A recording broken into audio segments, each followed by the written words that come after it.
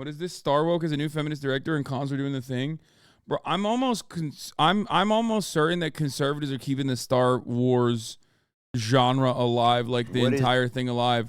Because like I don't watch any of the movies. I haven't watched a single Star Wars movie. I don't know who watches them. I guess like they're still popular. I suspect that the IP is like kind of dying out a little bit, kind of drying. I watched Andor. I liked Andor. Never mind. I've always been a firm believer that George Lucas was very good at world building. And I think the universe that he crafted for Star Wars was phenomenal. However, I think the mainline Star Wars films are the worst things that have come out of the Star Wars universe. And I think like Knights of the Old Republic, for example, has a significantly better story and better lore in general than like the original Star Wars. Like the original trilogy is pretty basic stuff. Now the original trilogy is sick. I mean, it's basic. The OG trilogy movies are basic. Like it's good, but it's also very, it's a very normal story. It's a classic, you know, underdog going up against great odds, that kind of thing, right?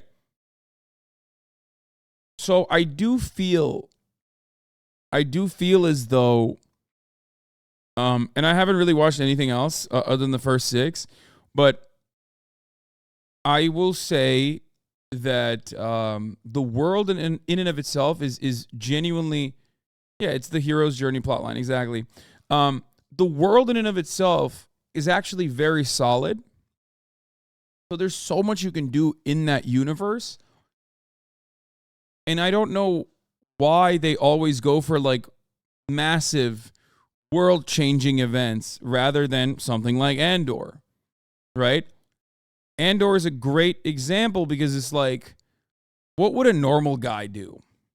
I think that there's a lot more that you could do. And if you're going to do, world-changing events, if you're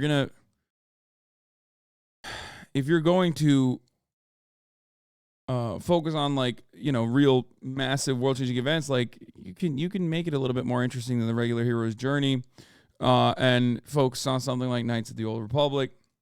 You got to admit the capital's democracy to fascism process was cool to see. Sure. It's funny that they have a vast universe and they tend to focus on the same 5 characters. Yeah.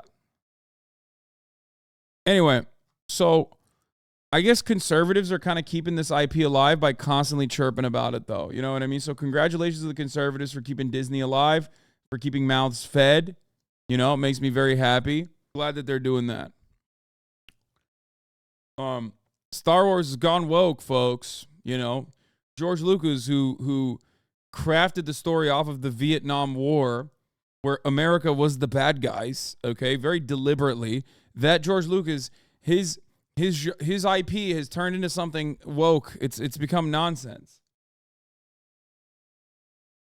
And I think a lot of people mistake the erosion and the never-ending profit-seeking attitude that capitalist megacorporations have in recycling, juggling IP and recycling it with wokeness. Because they're oftentimes fascist pieces of shit and also have no way of analyzing media in general.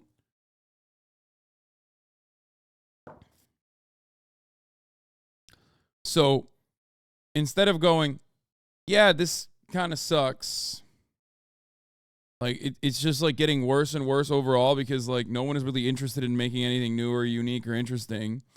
And instead they just kind of go, oh, they put a black person in it and that's why it sucks. And it's like, no, dog, that's a you thing. Okay? That's a you thing. You saw a black person and you were like, this sucks. And it's kind of weird and gross that you were saying that. Okay? Now, having said that, do corporations often engage in that IP juggling, IP recycling with, like, you know, race swapping or whatever? Like, they do that, yeah. Or gender swapping. Like, they'll be like, yeah, here's the exact same IP, but this time, what if the main character was black? And it's like, okay, Yeah, make something new, dog. Come on. Like, instead of beating a dead horse, make something fucking new. I want to see something new, right? And that does make sense. That does genuinely make sense, but that goes more in line with what I'm talking about and not what these guys are chirping about.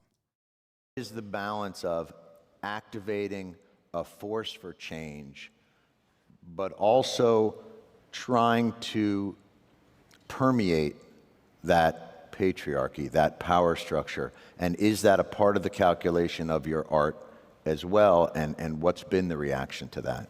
Oh, absolutely. I like to make men uncomfortable. I enjoy making men uncomfortable. Not you, just not you. Not you. Point taken, point taken. But, it is important to be able to look into the eyes of a man and say, I am here, and recognize that. And recognize that It's easier for a studio to make a historical Viking into a black woman than telling a moving historical tale that's set in Africa. Yeah, for sure. No, yeah.